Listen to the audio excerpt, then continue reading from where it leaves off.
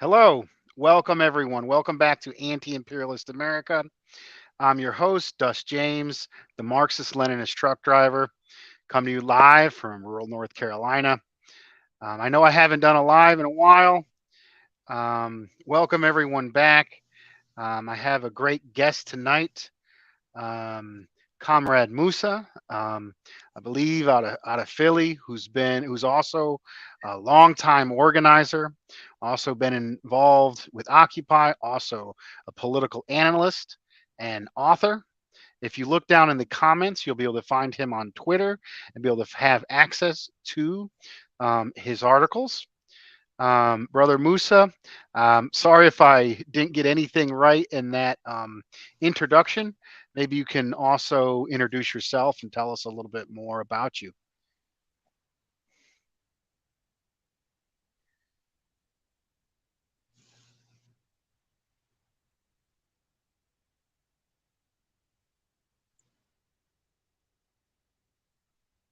The delay.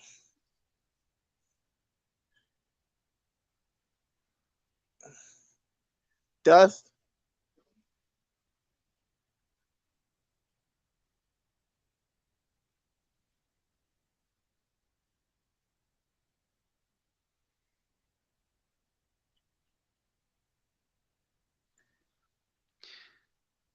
Yes, can you Can you hear me introduce now? yourself? Yeah, I can hear you. How? Okay, so great. So my name is Musa Bay. I am the author of the blog The New Left. Basically, it's a blog about mainly the intersection of race, class, and social constructs. I've been doing this for about since like I say like 2012. Right after Occupy, it was literally freshly off of Occupy.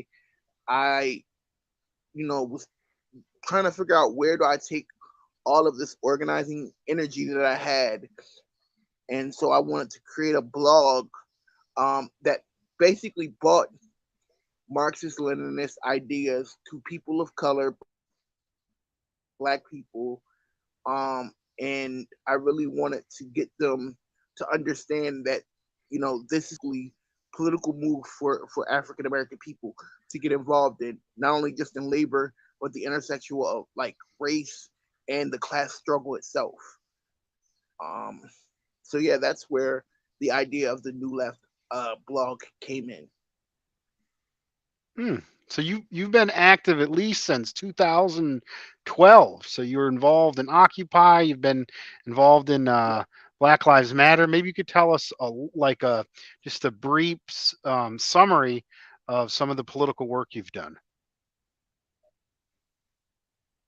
So it started. So I've literally been an organizer for almost 20 years.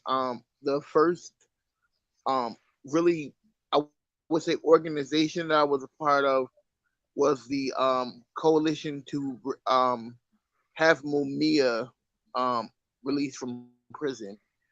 So that's kind of where it started, like around 15. I've been involved, like I said, with Occupy, Acorn. I've done a lot of stuff, community organizing. I've been a part of course, Occupy. Um, Black, not necessarily Black Lives Matter, but I was the co-chair for the Jacksonville chapter of the CPUSA.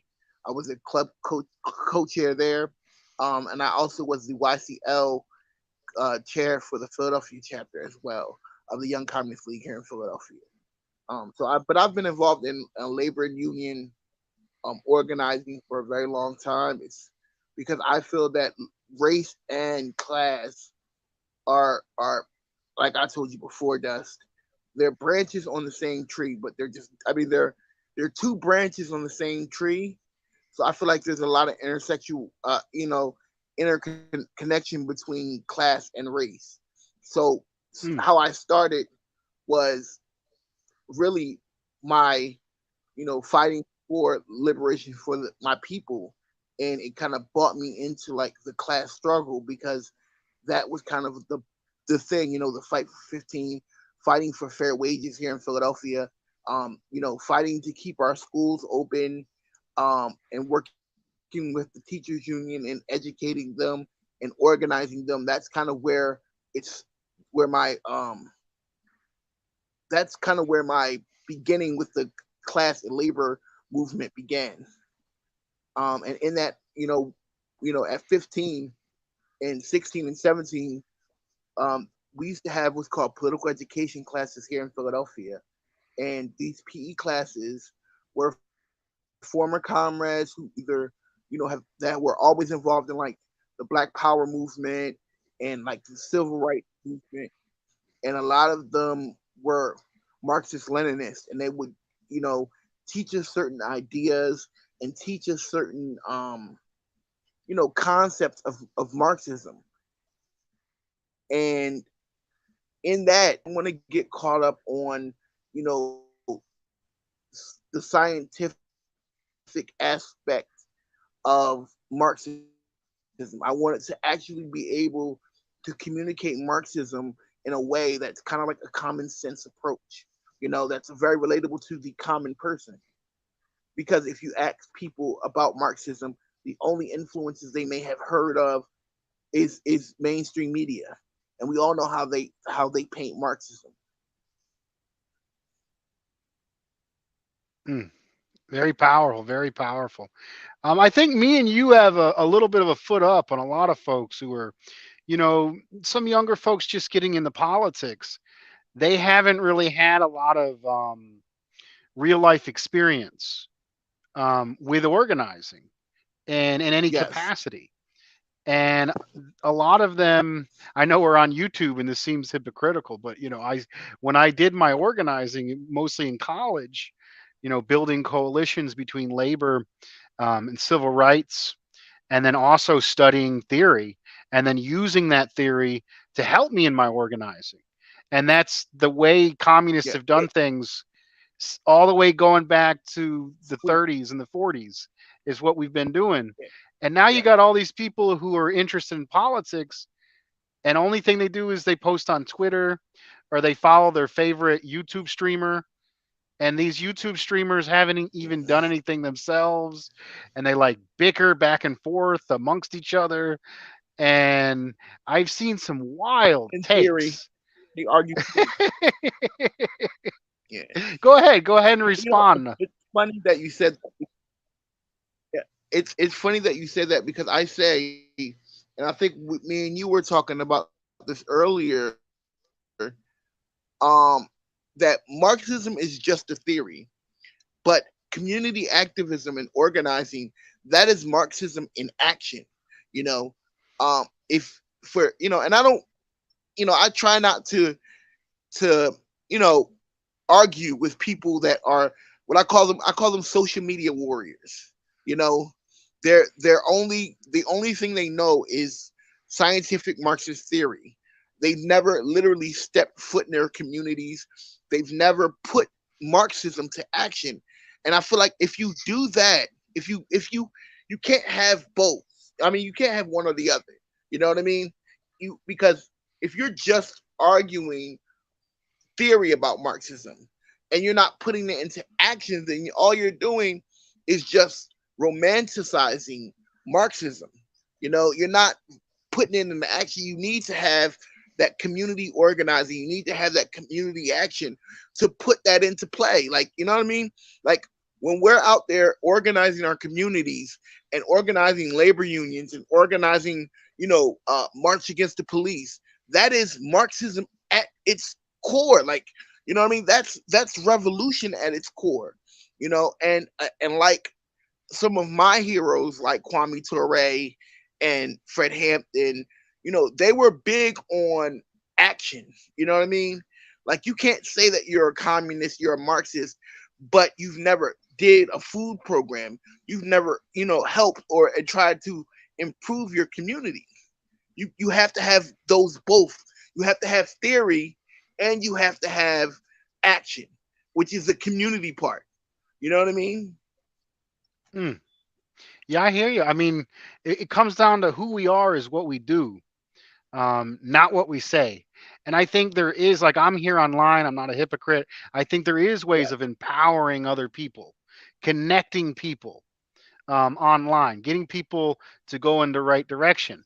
But it's very easy to get in these little niche groups with a specific position and then argue against this other niche group and then go back and forth with this like egotist kind of battle and not actually get anything done. So it's Yeah, yeah, I mean there's yeah, definitely a pitfall. There's definitely a pitfall. And I've seen a lot of these niche groups. Like I can name a few.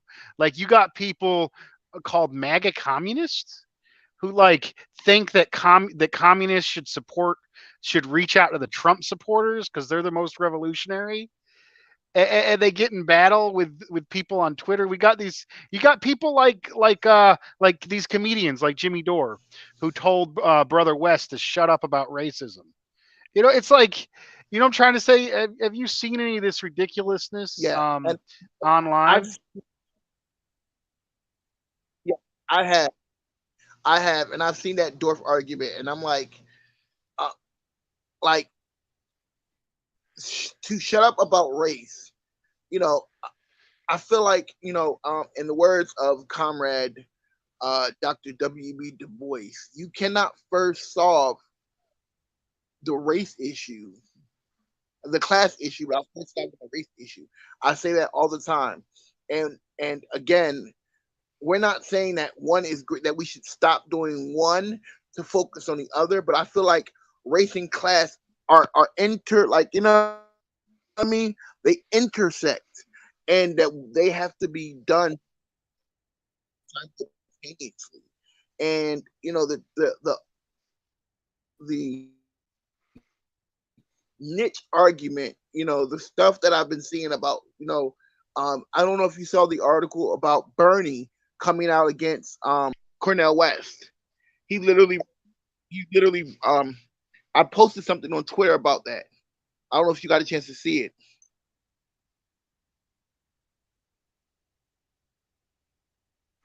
I think we lost your audio. Are you still with us? Yeah, can you hear me? Yeah, I can hear you now. The last thing you said, it was about the Bernie Yeah, Sanders article attacking presidential candidate Cornell West. yeah, yeah.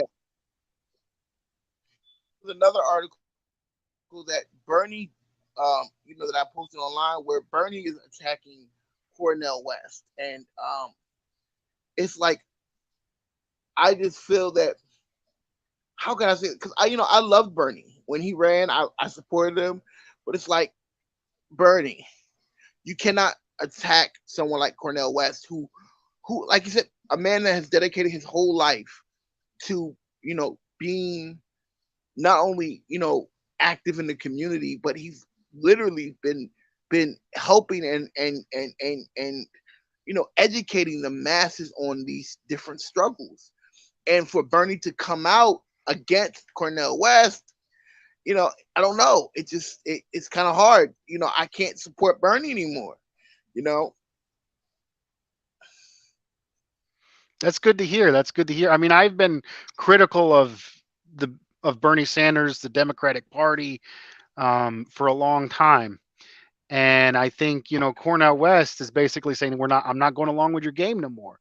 You burned me too many times. And then and and, he's like, nah, he's still doing his thing. He still wants to sheepdog people into the Democratic Party. And there is no hope in the Democratic Party. yeah, and I feel like, you know, any of these left organizations, whether they're, me and you talked earlier about the big, the CPUSA, essentially becoming, the lapdogs to the Democratic Party, and it's like, how, why? You know what I mean? Like, why, people leave the party to join. I mean, people leave, want to join an organization that's not the Democratic Party. And it seems like people like John Bechtel and, those former top dogs in the CP were really trying to make this almost like a branch, make the Communist Party almost like a branch um of the Democratic Party. And we went to The last convention I went to before I resigned as the chair of the YCL and the co-chair of the Jacksonville chapter, um, I was disappointed. I was honestly disappointed because it's like symbols don't mean anything. It's like almost like I went to the Democratic National Convention. You know what I mean? If that's what it felt like. It felt like I was just going to the DNC.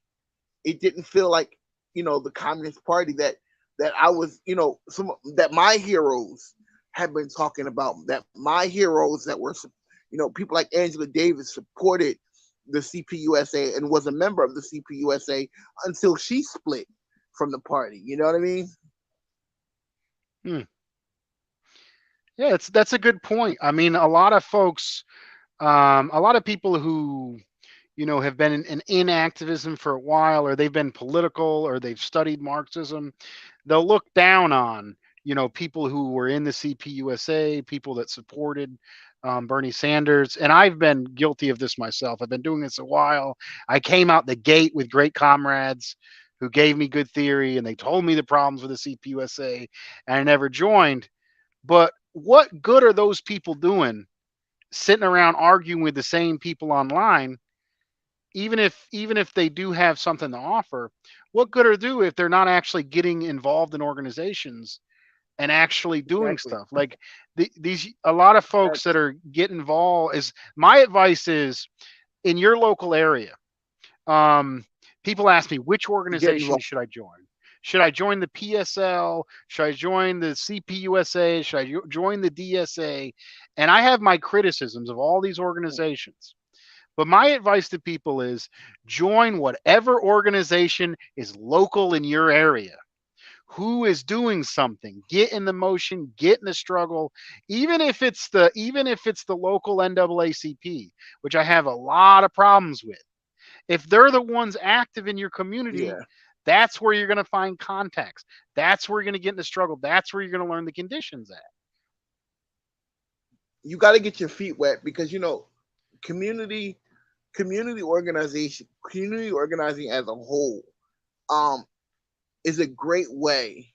And for me, I'm grateful for that experience that I had as a young organizer growing up in the city of Philadelphia, where there were tons of radical organizations, whether they were pro-black organizations or they were Marxist organizations. They sprouted up all around here, and being able to get involved to get a feel for the community that I was in. You know what I mean? It's a great way for, even if you're not from a city. When I moved down to Jacksonville, Florida, I the first thing I did was I wanted to get involved in politically in the scene in Jacksonville. That way, I that's a great way to get a feel if you're an activist, or not even if you're active, if you're consciously aware, if you're politically conscious and you're politically aware of the the issues that are going on, and you want to get involved and you're new to a city, the first thing that you should do is look up your local chapters of those organizations that are around there that are doing the work. You want to support those groups that are doing the work. You don't want you want to be able to get your feet wet, to know what it's like to go to a protest, to know what it's like to go and plant a community garden. You want to, be able to do a serve where you can serve food to the homeless or to the less. You know what I mean? You want to do these kind of things because to me that is Marxism in action. You know what I mean? And Hmm. you and I and anyone else can argue theory, and we can argue about all of this stuff, but it doesn't mean anything if we're not putting out the work. You know what I mean? Like, what work are we doing? Are we just internet Marxists? Are we just out on the internet talking about Marxism and talking about political Marxist theory? Hmm. I hear you loud and clear. So, in the comments on this YouTube channel, or this YouTube video, on the comments, people want to look down there. I have Comrade Musa's latest article. And in the article, he talks about the importance of race in class struggle. And I named the video um, Black Radicals Ban Organizing Class Struggle. And I don't know. I'm seeing this trend online. It ain't just Jimmy Dore. There's a lot of people, a lot of white folks and a lot of these folks are my community and comrades that I've been trying to organize and push further. And a lot of times what they say is second you say, "Oh, I know this black nationalists and they're really good on this." And the second they go, "Oh, it's about class. It's only about class." They get uncomfortable. Maybe issues with white fragility, yeah, maybe they're scared of anything that like isn't exactly all about them. You know what I'm trying to say? But in your article, yeah, you I get talked it. about yeah, in your article, you talked about how the leaders of the black community, and even explicitly pro-black leaders, um, like the Panthers, and I can name Pan Africanists, I can name Black nationalists, Chicano nationalists, from these super exploited and oppressed communities, they've been leading the entire struggle for the working class. They have been the main leaders against capital in this country. Maybe you can talk a little bit more on that and open people's minds up to that reality. Yeah. So I look at people like Kwame Ture, who and even we can go back even further to people like Franz Fanon, who wrote his book, and it was a Marxist book, but he talked about like the intersectionality of class and race, and that kind of passed on to people like Kwame Ture, who understood that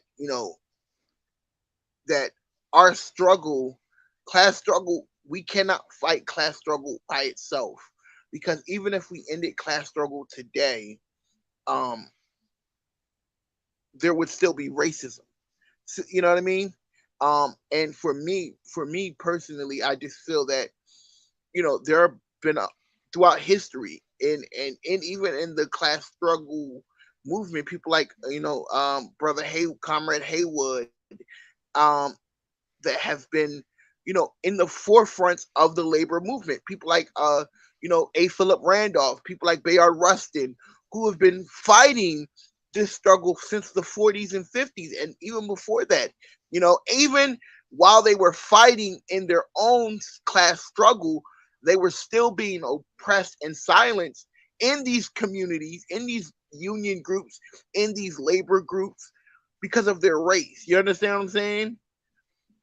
So even Yes, as they were fighting to you know get fair in the class, even though they even in the midst of them fighting for class struggle, there was still oppression for them because of their race. I hear you loud and clear. Um, like I became radicalized in the South largely because, largely from the legacy of the organizers from the 40s that were very much influenced by Harry Haywood's um, thesis on the black belt. And they recognized the counties where the population was majority black were never allowed to be part of the United States, were kept in worse conditions through black laws and Jim Crow, and then by the new Jim Crow, mass Yep. incarceration, racist courts, to the point where people have 5 times less more likely to go to jail, more likely to be killed by the cops. And a lot of people like to downplay the black belt thesis. They're like, well, what about the mass the Great Migration? And I mean, if you go to the northern cities like Philly, everybody was ghettoized in these neighborhoods and had the same, some of the same stuff that happened here happened in the cities up there. So I mean, you Yeah. still have the masses of black workers as an oppressed nation. And if you look at Harry Haywood was kicked out of the Communist Party. and the Communist Party rejected the black belt thesis. And then organizers down here, some of the children of the people that taught me Marxism, who led the big integrate some of the first integrated struggles and labor movements in the South, in the tobacco plants here in North Carolina. They were communist, and they were communist. The people who led class struggle in my state were communists who fully supported national liberation of the black belt, fully supported it, and they were effective, and they had some of the best victories that we still have. Communists fought for social security. Communists fought for the little bit of social net that we have, and when they were the most powerful and when they were the most effective, they weren't like placating and telling people to shut up about race. They were the most militant about black liberation. Yeah. So I mean, and then you get into the 1950s with McCarthyism and repression, and we haven't had a powerful working class movement. By the time that the CPUSA, in my opinion, became revisionist, they dropped the black belt thesis, and they haven't been as effective or as strong ever since. So when I see these right wing talists, the MAGA communists, the Doors, the Jimmy Dore, or even Midwest Marx, to an extent, telling us we should, you know, we shouldn't really focus on the national struggle. We shouldn't talk about national liberation. It's going to scare off white workers.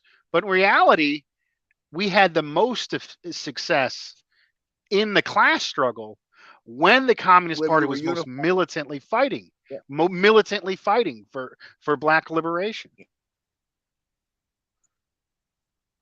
Yeah. So if you think about it, um, so there's a book out, and it's about Philadelphia's history, and it's called this. It's called um, it's called Philadelphia and Politics. Politics in the City of Brotherly Love, and there's an entire chapter on this argument during the 1940s and 19 well yeah mainly in the 1930s and 1940s when the Great Migration was happening. um blacks There was black laws, and I'm this Philadelphia is a northern city, um and that black people, these unions, were keeping black people from getting certain jobs. There's a big example. In Philadelphia, there used to be an organization that ran the trains called the Philadelphia Transit Authority, the PTA. And the PTA would not allow black people, the only jobs they were allowed to have in the city of Philadelphia at the PTA, where they were allowed to be engineers, they were allowed to have janitorial jobs, and they were allowed to do maintenance. They were not allowed to be drivers. They were not allowed to be uh, uh, um, or have any higher job. And the moment that they tried to integrate and allow these black men to get these jobs, even if you look at it like around the 1950s and 1960s in places like Pittsburgh, um, you were not allowed you were not allowed to have um you were not allowed to have if you were a trash man, you were not allowed to be a driver. They thought that blacks were not smart enough to drive. What I mean? They thought that the only job that the black man could have as a garbage man was to do the labor, the hard labor. So it's like it wasn't when the blacks did come to the north, they received the same treatment in just a different form. You know what I mean? Mm, I hear you, brother, loud and clear. Yeah, a lot of people don't. I don't know. I think there's this tendency to apply to the so-called white majority, and I think white folks are the majority in this country. But if you looked at the most exploited, if you go into the factories that I worked in the pollera, the chicken plant, and some of the in there's a cosmetics factory up the street. I've worked in agriculture, picking blueberries, picking watermelons, and I go into those places, the places where people are the most exploited, the people where people are the worst off, and because they're the worst off, they have the least to lose. And they're more revolution. This is why they have more revolutionary potential. This is basic Marxism. If there's a contradiction where the people can no longer stand the current system, they throw it off. And who are the people that have it the worst conditions and therefore the most revolutionary in those positions? White people are a minority. White people are a minority in Yeah. those settings, in those places. And you got people out here, You well, we think should about, apply the. Yeah, go ahead, man. like I say, you think about, I think about the story of the wooden shoe, right? You know, Mm, in Mexico, um, when workers wanted to get a break because they would work in these shoe factories and they would not be able to get any breaks. They would work nonstop. You know what I mean? And they would work for pennies, pennies on the job. Even now, you know, think of the things that we have, cell phones and different clothing, articles of clothing. Those we are consumerism is exploitation in in a nutshell. You know what I mean? So anyway, I think about the wooden shoe. Um, when these factory workers in Mexico wanted to get a moment's rest, what they would do is they had these wooden chacletas, the wooden shoe, and they would take the shoe and they would put it in the machines, and that's how they would get the machines would go crazy, and then they would get their breaks. They would have a moment because it would take them all day just to fix. That's revolutionary. You know what I mean? Like, people of color have always been on the end of the exploitative factory, but we've always been the most ingenuitive and we've always been the most revolutionary because slavery did something to us. You know what I mean? You think about it. Slavery did something, and not just slavery, any kind of exploitation, it creates that environment, breeds revolution. You know what I mean? Wherever there's mm. exploitation, there's revolution. Yes, I hear you loud and clear. I think, I don't know, a lot of people, they get too caught up in electoral politics. They always want to talk about this political party, that political party, third party strategy. But if you look at the history of communism in the United States at its height, yes, they had presidential campaigns, but the presidential they knew they weren't going to win. That was just to get, publicity for the party. Yeah. So they could do their main effort. And their main effort was organizing around the contradictions. They would go out to the most poor. They would go out to Yep. the homeless. They would go out to the people about to get evicted. They would go out to the hungry, and they would, serve the people and bring those people into the organization. The Communist Party was the organization in your neighborhood that if you were about to be evicted, regardless of your political It, leanings, you go out to them and be like, hey, help me get evicted, because you saw them stop other people from getting evicted and they knew they could do it. So all these people online that say you got to say this specific thing, you got to say this in the specific way. Or maybe they'll say, like, oh, there's people online who be like, oh, all Trump supporters are racist, and we should reject them and just stay in the city. You got other, and that's a rarity.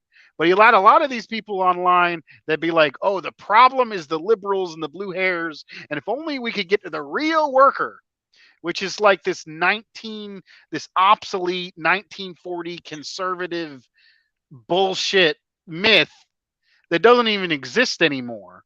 because we got interracial families and we got interracial neighborhoods and we got workers with blue hair. You know, you got workers with earrings. They're trying to follow either the right stereotype of what a worker is, or like they want the perfect example. You know what I'm trying to say? But in reality, the only thing that really gets to the people and gets the people mobilized is when you have something to offer them, which is the ability to improve their wages, their conditions, their public services, and that's done through class struggle. It's not done through any type of pandering or slogan monitoring. It's done by real struggle. Yeah, what's we You got a have to. comment. So Go I ahead, go think ahead. of organizations. Go ahead. Now, I want to give a shout out to the Flame of Liberation. He's a good supporter of my show here at Anti-imperialist America. And he says the prison industrial complex is a perfect example of racism that is extremely significant to the system. Um, have you done any work with prisons? Do you have any ideas around the mass incarceration? So, so absolutely. So one of the organizations that I was a part of was the People's Human Rights Coalition. The HRC Human Rights Coalition was founded by a woman by the name of Teresa Schultz, whose father, Russell Maroon Schultz, was a revolutionary in the Black Panther Party who was locked up. He recently died, recently transitioned, but he was able to be released. We have been fighting for years. Another organization that I was a part of was a group called Decarcerate Pennsylvania. So Decarcerate Pennsylvania, one of the campaigns that we fought so hard, and I'm so proud that we were able to get it done, was the ban the box rule. So we found, and it took a lot of hard labor, hard like on the boots ground, knocking on doors, to get it done was that job that that asks you about your, have you ever been convicted of a felon? 90% of them, even though they try to say that it's not discriminatory, they can't, that cannot disqualify you. That 90% of the jobs that say if you answer yes, have you that you got convicted of a felon, wouldn't hire you. You know what I mean? So in Philadelphia, we campaigned and won banning the box. So in the county of Philadelphia, you are not allowed to ask anyone on their application anymore if they have been convicted of a felon. Hmm. That's really powerful. That's really powerful. Folks can look into, the 13th Amendment, which which um, which was used to give legal rights to slave, had a loophole that if you're criminalized, you lose all those rights of a citizen. And if you look at the racist courts that are more likely to put black and brown people and poor people generally in jail and then lower their opportunities afterwards, it helps maintain that national oppression. That helps keep folks down. It helps keep class down in general. Here in North Carolina, my first job was in the chicken plant. Folks called it La Pollera, and almost all the people there were undocumented. Were undocumented workers, and these are the people that produce and process our food. They're literally feeding us. They're feeding this country, processing the food, and they would steal. We had a lawsuit out. They would steal their wages. They would, like, when you go into the chicken plant, they'd be like, "Oh, you got to put on this specific garment to protect you from the chicken plant and all this stuff before you clock in." It was illegal. They were making them work off the clocks. And we had union organizers come to the trailer park and they said, "Were you taken like this? We got a class action lawsuit." And we won the class action lawsuit. But then about 4 or 5 years later, they introduced E-Verify. And then E-Verify forced the company to fire All of the undocumented workers, they were only making like $9 an hour. And it was almost nothing. And they were working 40-hour weeks, cutting chickens all day, one after another. And they were fired with E-Verify. You know who they replaced that workforce with? They replaced it with Who? felon labor because felons couldn't work anywhere else. So what they were doing, the super exploitation, oppression of undocumented workers was replaced with criminalized people. And what does that do for the entire wages in a Yeah. region?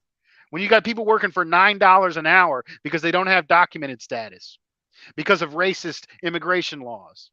What happens to wages in the entire region when you got people working and doing the hardest jobs, most productive jobs for almost nothing because they have criminal records because of a racist court system? And white supremacy is an enemy to all workers. It really is keeping the entire wage market down, and we can't not talk about it. We can't not address it. Like this is, if you just go out in your community and look at the reality instead of like getting online and acting all tough like you got the highest ego because you read this book or that book. I know I said a lot there. Go ahead and respond. Maybe you got some correlating stories there in some of your work and observations. Well, one of the things that white supremacy is it's good. It's not good for it, but it's good for doing is taking two groups of the most oppressed people, and pinning them against each other. Now you think about it. I'll think about what you said. You took you basically took one oppressed group and fired them, then replaced them with another oppressed group. Well, that kind of like, how can I say? It's like, I don't know. It's just for me. That's white supremacy. You know what I mean? Like Hmm. these people were these people were doing the hardest labor. I look at it. You know, I have friends whose parents came here undocumented, and I tell black people all the time, we should stand with our black and our brown brothers who are out here laboring for this country, because we too are beneficial of it. You know what I mean? Like it's important that we have stand in solidarity with these any exploitative group.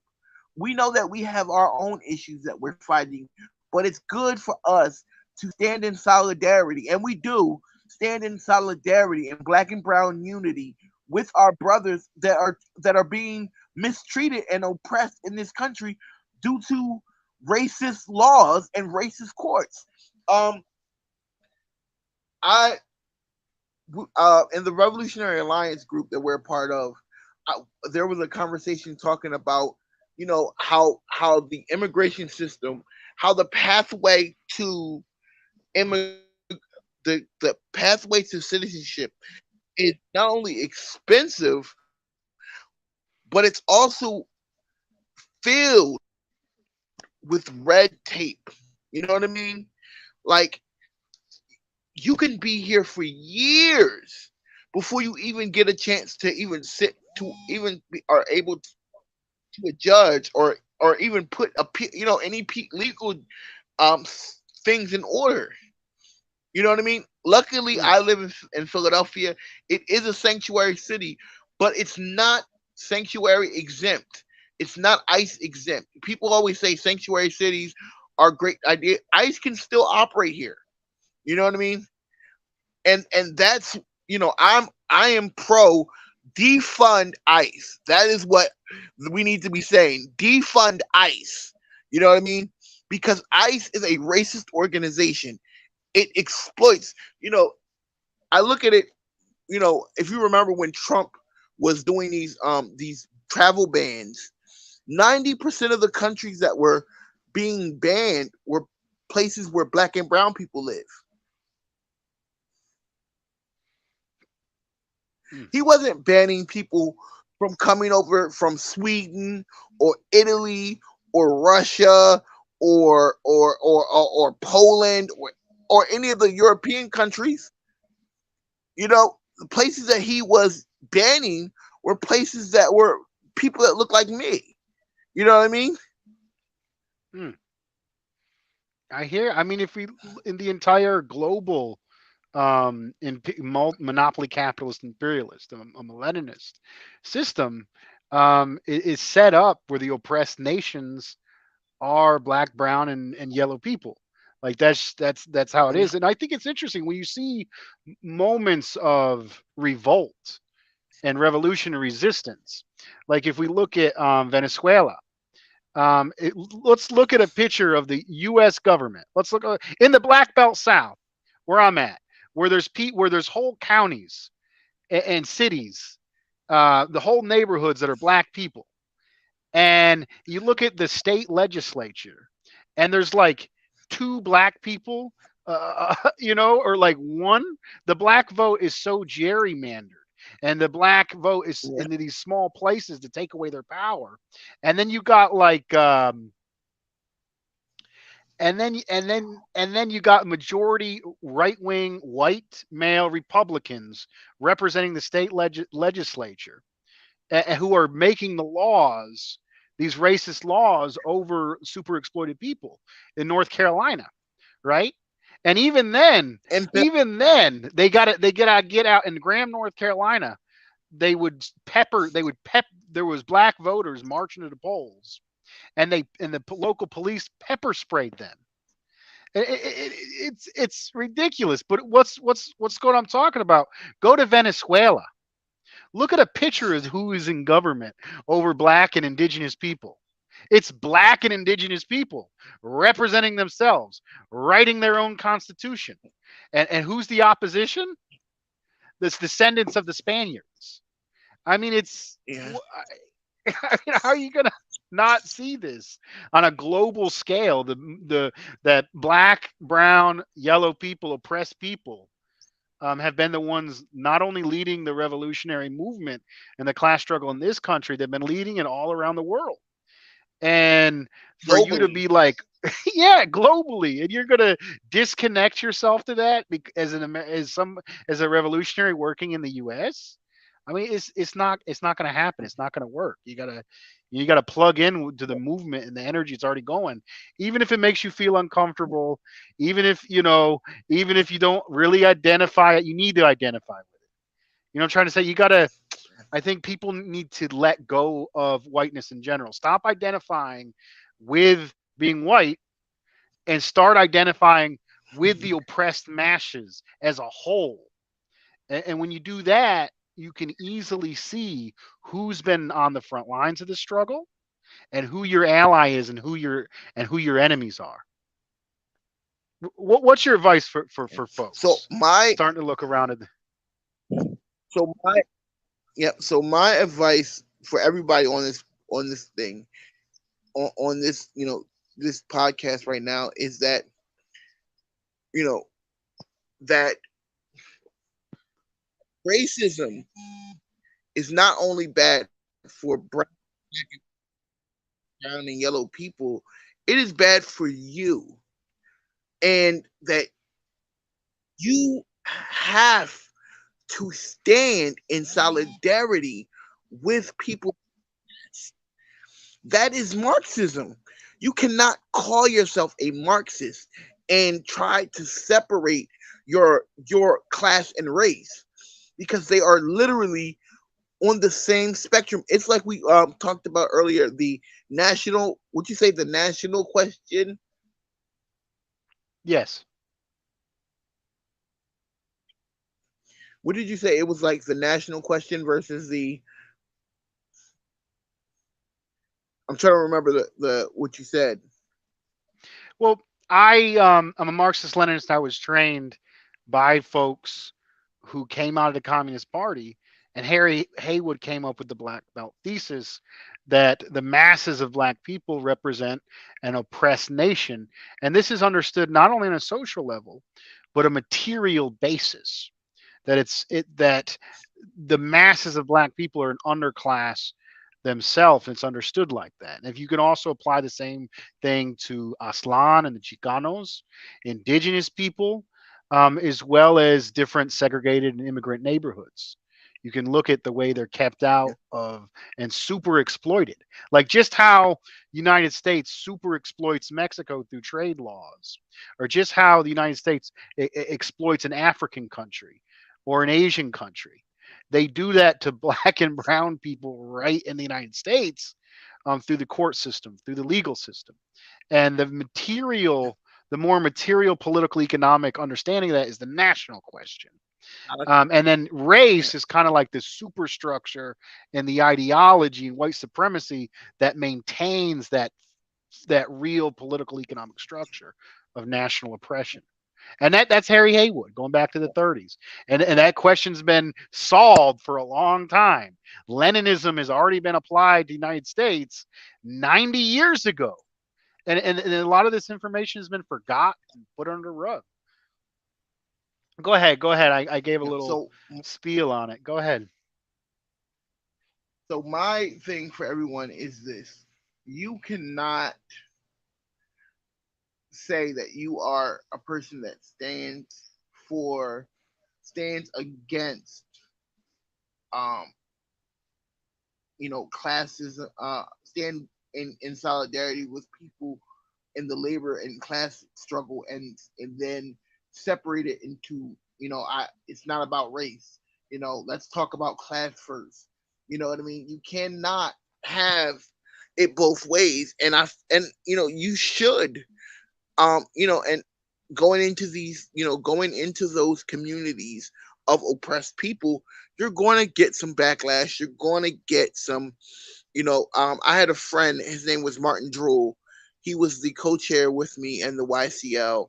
He was a ally for us and has always been an ally, even though he is passed on, is still an ally for us, and a great shining example of being able to use your white privilege to push the envelope. You know what I mean? Because he was able to go to places and talk to people are that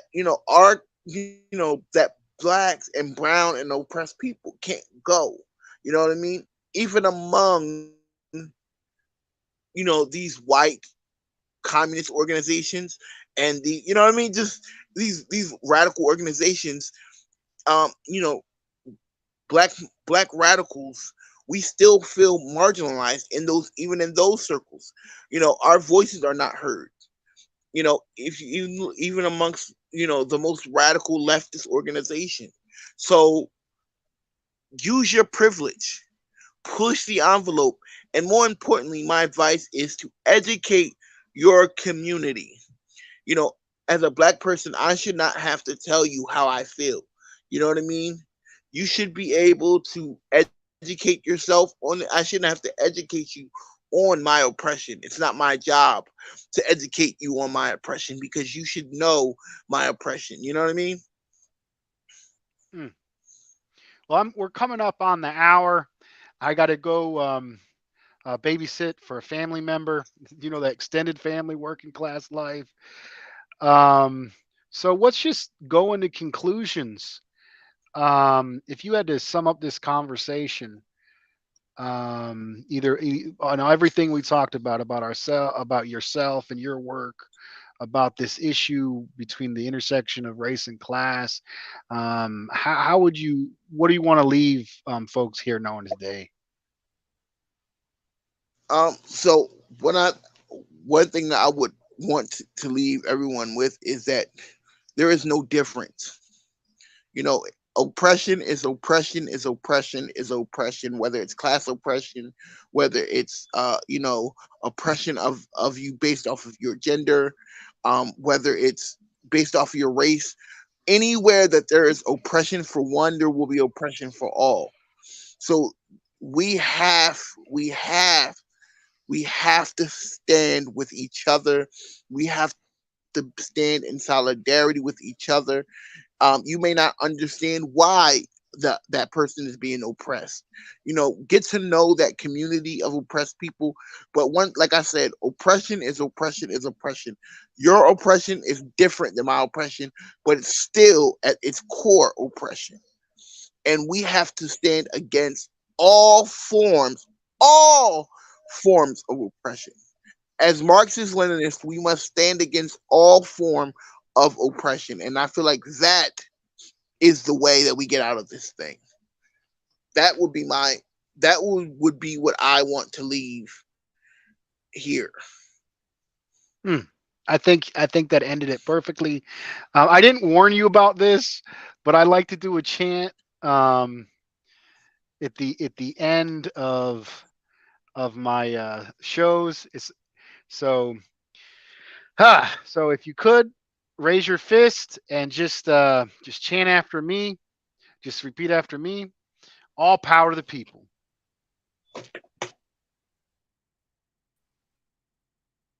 All power to the people. Right on. Thank you, everyone.